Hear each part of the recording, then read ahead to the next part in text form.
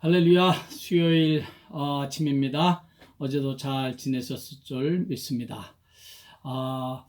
혹시 여러분들의 그 개인적인 기도의 제목이 있으시면 카톡에 올려주시면 그 기도 제목 놓고 우리 함께 같이 기도하도록 그렇게 하겠습니다.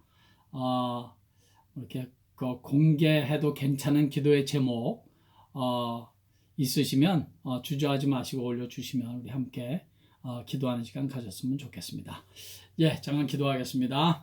아버지 하나님, 오늘도 예수의 이름으로 이 하루를 활짝 시작하고 또 예수의 이름으로 이 예배를 활짝 시작하겠습니다. 우리 아버지 하나님, 하늘문을 활짝 여시고 저희들에게 필요한 은혜가 무엇인지를 잘 아시는 아버지 하나님께서 각자 개인에게 가장 적절한 은혜, 그리고 적절한 말씀, 적절한 응답을 해 주셔서 저희들이 좀 더 하나님의 사람으로 만들어지고 변화되는 복된 이 시간 되게 해 주시옵소서.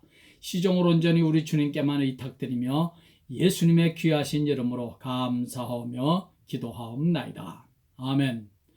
우리 하나님의 말씀은 사도행전, 이게 말이 막 헛나옵니다. 사도행전 5장 33절서부터 41절까지 33절에서 41절까지 33절에서 5장 33절에서 41절까지 함께 읽겠습니다. 시작. 그들이 듣고 크게 노하여 사도들을 없이 하고자 할세 바리새인 가말리엘은 율법 교사로 모든 백성에게 존경을 받는 자라. 공회 중에 일어나 명하여 사도들을 잠깐 밖에 나가게 하고 말하되 이스라엘 사람들아, 너희가 이 사람들에게 대하여 어떻게 하려는지 조심하라. 이전에 드다가 일어나 스스로 선전하며 사람이 약 400명이나 따르더니 그가 죽임을 당하며 따르던 모든 사람들이 흩어져 없어졌고 그 후 호적할 때 갈릴리에 유다가 일어나 백성을 깨어 따르게 하다가 그도 망한즉 따르던 모든 사람들이 흩어졌느니라. 이제 내가 너에게 말하노니 이 사람들을 상관하지 말고 버려두라. 이 사상과 이 소행이 사람으로부터 났으면 무너질 것이요 만일 하나님께로부터 났으면 너희가 그들을 무너뜨릴 수 없겠고 도리어 하나님을 대적하는 자가 될까 하노라 하니 그들이 옳게 여겨 사도들을 불러들여 채찍질하며 예수의 이름으로 말하는 것을 금하고 놓으니 사도들은 그 이름을 위하여 능력받는 일에 합당한 자로 여기심을 기뻐하면서 공회 앞을 떠나니라. 아멘. 아멘.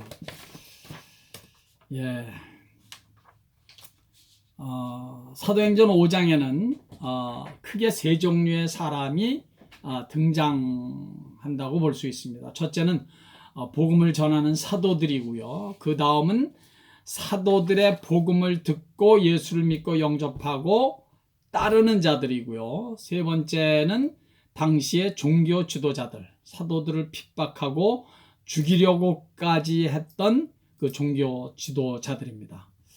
그런데 오늘 본문 34절 이후에 보니까 또 다른 한 사람이 더 등장합니다. 바리새인 가말리엘이라는 사람입니다.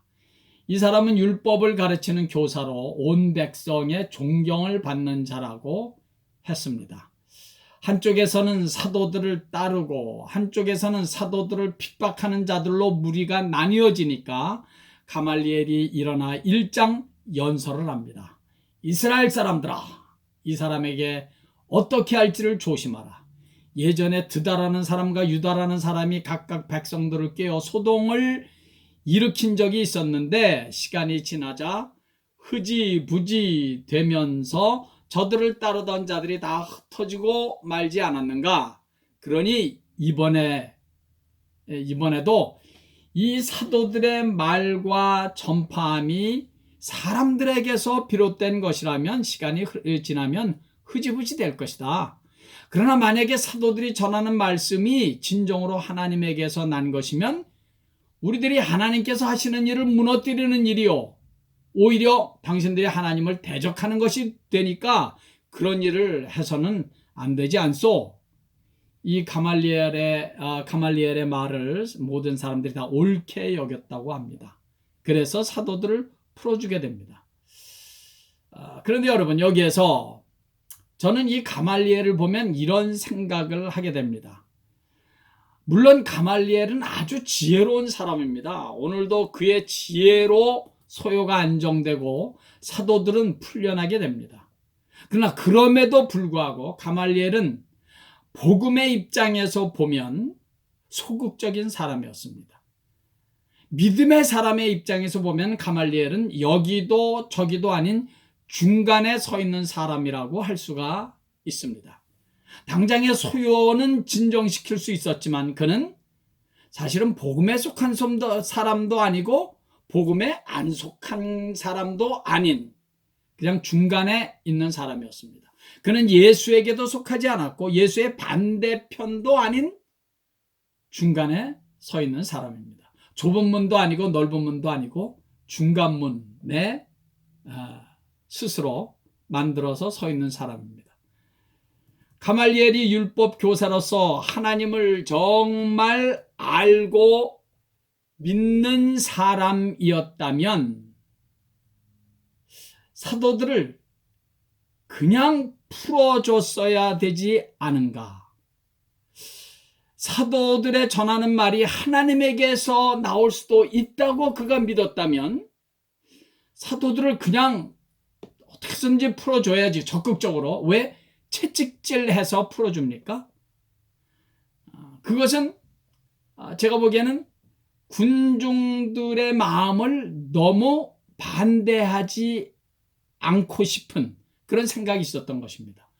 사도들의 말이 하나님에게서부터 나올 수도 있었다고 믿는다면 사도들을 채찍질하게 내버려 두어서는 안 되는 거 아닙니까?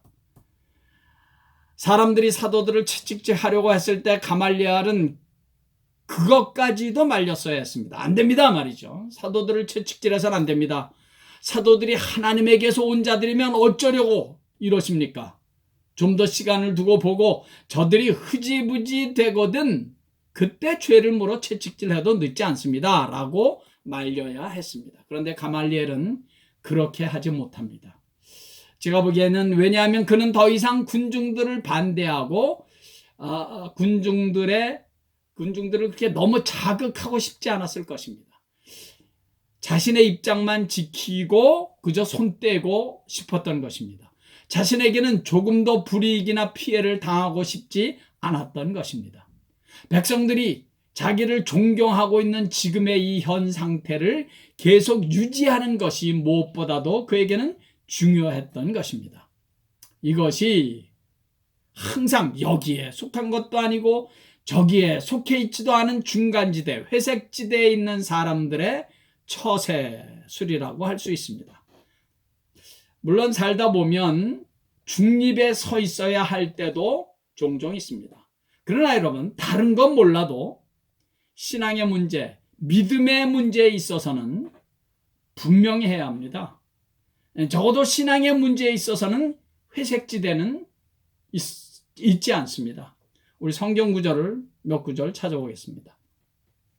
요한복음 15장 19절, 너희가 세상에 속하였으면 세상이 자기의 것을 사랑할 터이나 너희는 세상에 속한 자가 아니요 도리어 내가 너희를 세상에서 택하였기 때문에 세상이 너희를 미워하느니라. 성경은 우리의 소속을 분명하게 밝히고 있습니다. 너희가 세상에 속한 것이 아니다. 너희는 내게 속했다. 우리가 잘 아는 이사야 선지자의 선언대로 내가 너를 지명하여 불렀나니 너는 내 것이다. 내 것이라고 소속을 분명히 밝혀주지 않습니까? 로마서 1장 6절, 너희도 그들 중에서 예수 그리스도의 것으로 부르심을 받은 자니라. 예수 그리스도의 것이래요. 로마교회 교인들 보고 너희는 예수 그리스도의 것이래요. 소속이 분명하지 않습니까? 나는 세상에 속한 자가 아니다. 예수 그리스도에게 속했다.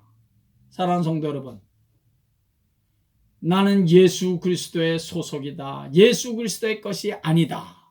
라는, 언제 어떤 상황에서든지 소속이 분명한 그런 하나님의 자녀로 살아가시기를 예수의 이름으로 간절히 축원합니다. 오늘 본문은 사도들이 그렇게 열심히 복음을 전하다가 감옥에 들어간 사건이 기록되어 있습니다. 얼마 전에도 그런 일이 있었고 베드로는 조금 있으면 또 감옥에 들어가는 사건이 또 나옵니다.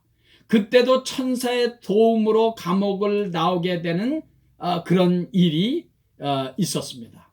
사도 바울과 실라는 우리가 잘 아는 빌립보에서 복음을 전하다가 빌립보 감옥에 갇혔다가 그때도 천사들의 도움으로 나오게 된 사건 우리가 잘 기억합니다. 이제 감옥에 잡혀 들어가는 것은 저들에게는 별 대수로운 일이 아닙니다. 늘상 있는 일이 되어버렸습니다. 여러분 그거 아십니까? 복음 전하다가 감옥에 들어가게 되는 거 그거 아무나 하는 일이 아닙니다.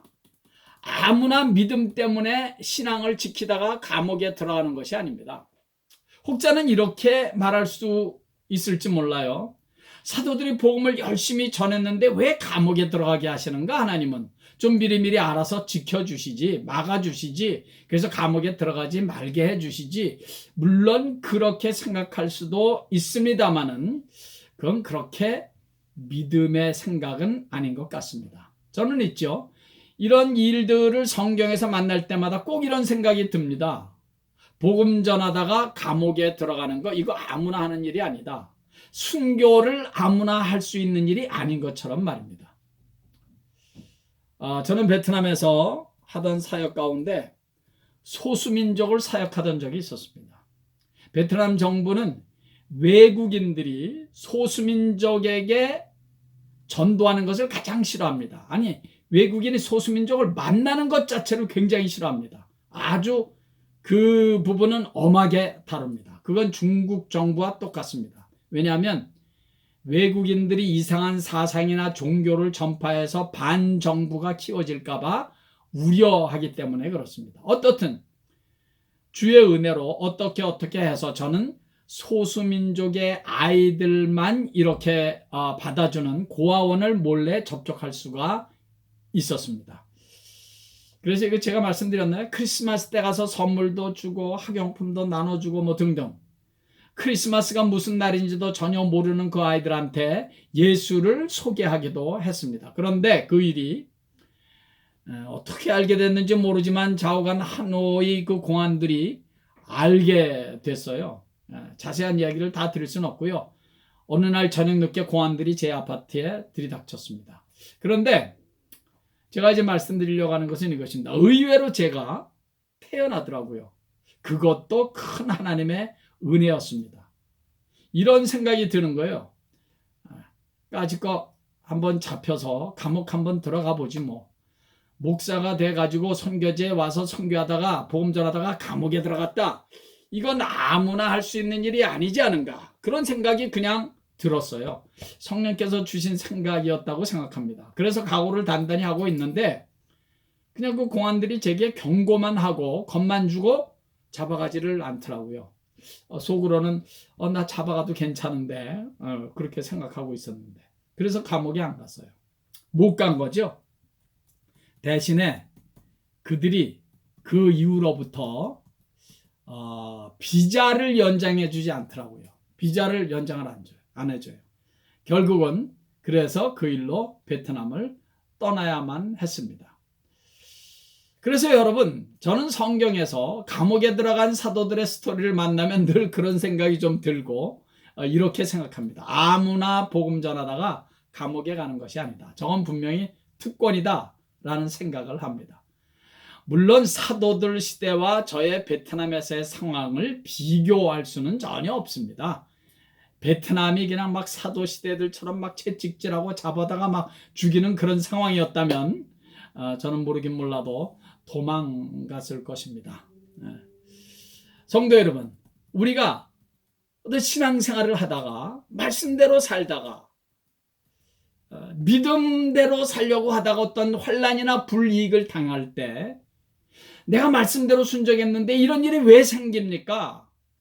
예배도 열심히 드렸고 기도도 했는데 왜 이런 일이 생기는가?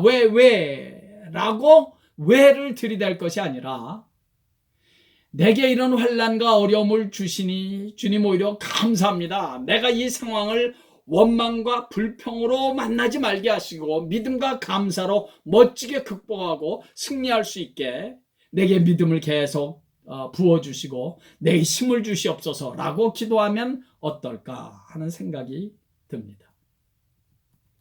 그것이 오늘 본문 말씀에서 사도들에게서부터 우리가 받아야 될 도전이겠다 싶습니다. 오늘 본문 사도행전 5장 41절 우리 다 같이 한 번 더 읽었으면 좋겠습니다. 41절 시작. 사도들은 그 이름을 위하여 능력받는 일에 합당한 자로 여기심을 기뻐하면서 공회 앞을 떠나니라. 예수의 이름을 전파하다가 능력까지 당할 수 있는 일에 사도들은 자기들을 합당한 자로 여겨주셨다는 사실에 주님 감사합니다. 오히려 기뻐했다는 거예요. 참, 여러분 믿는다는 거, 믿음이란 건 참 멋있다는 생각이 들지 않습니까? 인간적으로는 왜 내게 이런 일이 있습니까? 그럴 수 있는데 말이죠. 그러나 믿음은 오히려 고난의 상황을 역설적으로 해석하니 참 멋있지 않아요? 내가 이렇게 고난을, 복음을 전하다가 고난을, 능력을, 이 환난을 당할 수 있는 일에 합당한 자로 나를 여겨주시니 참 오히려 감사합니다. 이게 정말 믿음의 고백이고 참 이게 아름다운 고백 아닙니까? 끝까지 믿음으로 승리하게 해주시옵소서. 여기서 쉽게 믿음을 포기하지 말게 하시고 끝까지 믿음 붙잡고 내가 이 핍박과 환난을 승리할 수 있도록, 통과할 수 있도록 나를 도와주시옵소서. 우리 그런 믿음이 있으면 좋겠습니다. 우리 다 같이 요한계시록 1장 9절 한번 찾아 읽겠습니다. 요한계시록 1장 9절.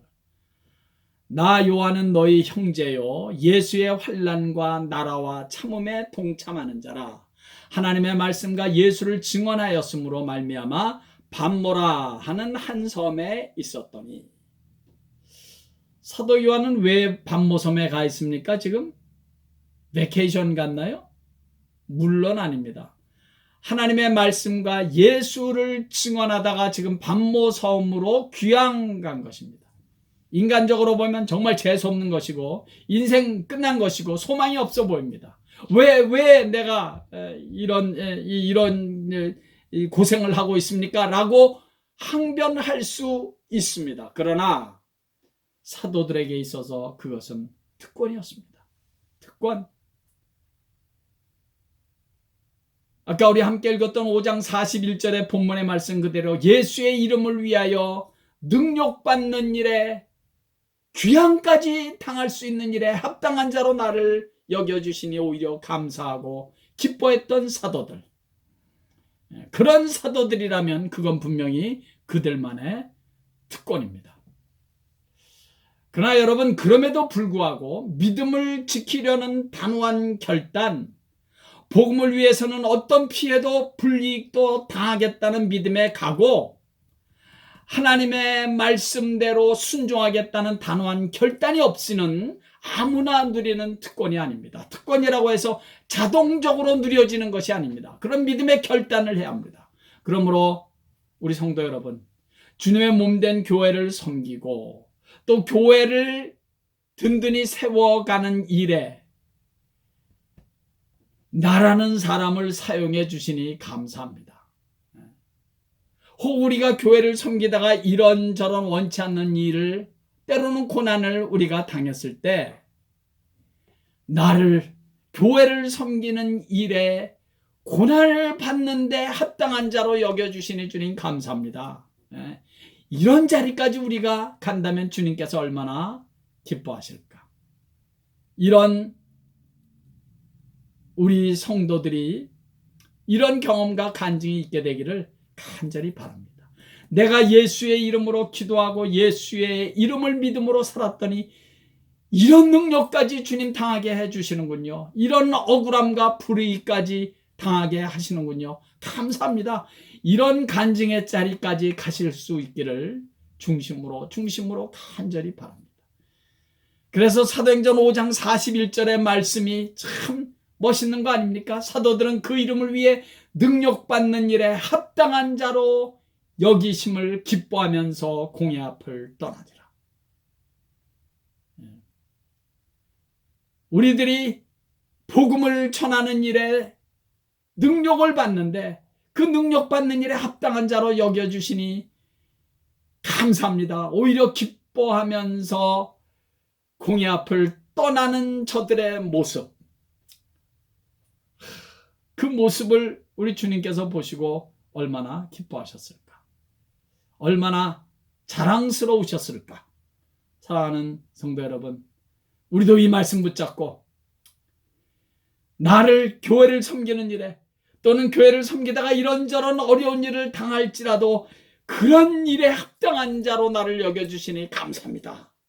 끝까지 이기고 또 이기는 이런 살아계신 하나님을 경험하고 간증하는 일이, 그런 일들로 충만한 남은 평생 되시기를 예수의 이름으로 간절히 축원합니다.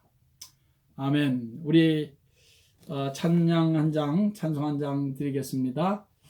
우리 찬송가 339장, 찬송가 339장, 환난과 핍박 중에도, 이게 아니네요. 근데 내가 분명히 아까 그렇게 찾았는데, 환난과 핍박 중에 336장입니다.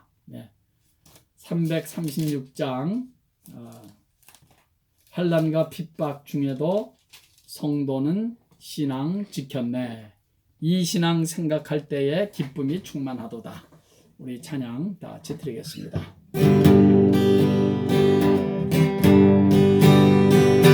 환난과 핍박 중에도 성도는 신앙 지켰네.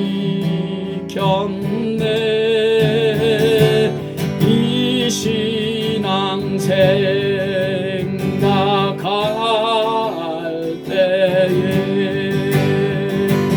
기쁨이 충만하도다.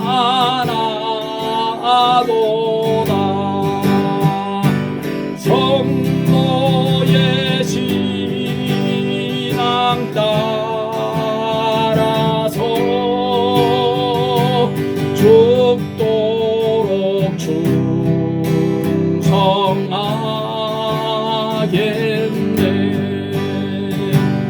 옥중에 매인 성도나 양심은 자유없네.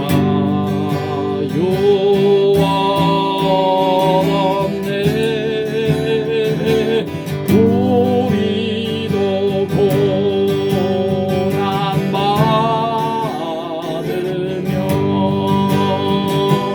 죽어도 영광 되도다. 아멘. 성도의 신앙 따라서 죽도록 충성하겠네.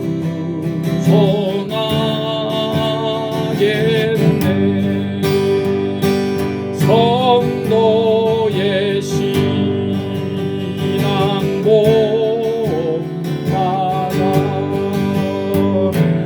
원수도 사랑하겠네.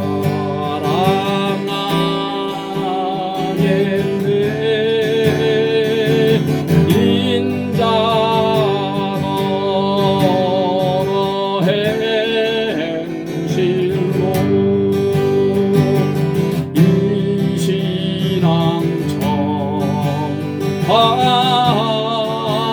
전하리라. 성도의 신앙 따라서 죽도록 충성하겠네.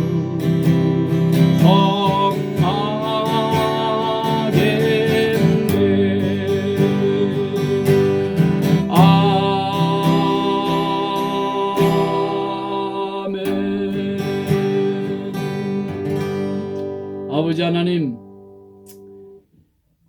우리가 신앙생활 하다가 믿음 생활 하다가 또 교회를 섬기다가 이런저런 좋은 일도 많이 있겠지만 또 원치 않는 일을, 힘든 일을 당할 때도 있을 것입니다. 어찌하든지 오늘 주님께서 저희들에게 주신 말씀처럼 나 같은 사람이 감히 주님의 몸된 교회를 섬기다가 어려움을 당하고 고난을 당하는 일에 합당한 자로 나 같은 사람을 여겨주시니 감사합니다.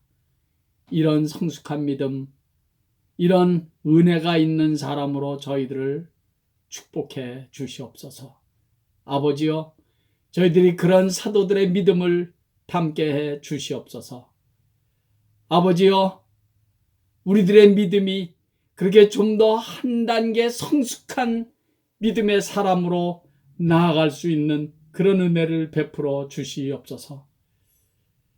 오늘 사도행전 5장 41절의 말씀, 예수의 이름을 위해서 우리가 능력을 받는 일에 합당한 자로 여겨주심을 오히려 감사하고 즐거워하고 기뻐했던 그 사도들, 그것은 아무나 할 수 있는 일이 아니고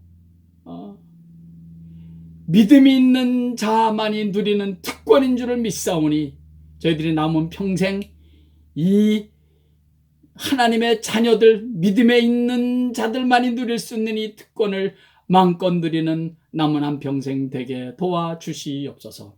아버지 하나님, 코로나 바이러스의 일이 참 이게 그렇게 안정이 되질 않습니다. 우리 아버지여, 주님께서는 어떤 계획과 어떤 일을 하시려고 하는지 무지한 저희들로서는 잘 알 수가 없습니다. 그저 아버지 하나님이시여 저희들을, 이 인간들을 불쌍히 여겨 주시옵소서. 아버지여, 진노 중에라도 긍휼을 베풀어 주셔서 아버지 하나님, 당신의 귀한 백성들이 너무 힘들지 않도록 아버지 하나님이여 살 길을, 피할 길을 열어 주시옵소서. 이 일이 아버지 하나님 참 불이익도 많이 있고 이로 인하여 참 힘든 부분들도 너무 많이 있지만, 그러나 이 일이 오히려 축복이 되고 영적으로는 큰 깨달음이 되고 회개가 되고 예수의 생명으로 더욱더 충만해지는 그런 축복된 일이 될 수도 있는 줄을 믿사오니 그런 일로 이 일을 축복해 주시옵소서. 오늘도 예수님 때문에 행복하고 감사한 복된 하루 살게 해 주시옵소서. 예수님의 귀하신 이름으로 감사하며 기도하옵나이다. 아멘. 할렐루야. 오늘 하루도 예수님 때문에 아주 즐거운 하루, 행복한 하루 사시기를 바라겠습니다. 안녕히 계십시오. 축복합니다.